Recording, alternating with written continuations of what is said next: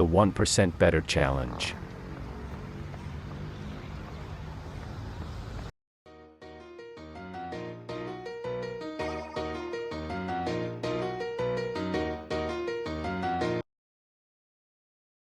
Everyday, china-challenge ko sarili ko na maging at least 1% better. Hindi naman ako perfect mga boss. Minsan tinatamad din. Minsan pagod. Minsan gusto ko na lang humiga. Scroll, kain, tulog. Ganun. Pero araw-araw may goal ako. Maging 1% better kesa kahapon. Hindi kailangan sobrang galing. Kahit maliit na progress lang. Panalong-panalo na yun. Pinapalakas ko yung katawan ko, oo. Pero na-realize ko na mas importante yung disiplina. Yung mindset na kahit tinatamad ka, gagawin mo pa rin. Kahit wala ka sa mood, kikilusan mo pa rin. Kasi sa totoo lang, wala akong ibang kalaban eh.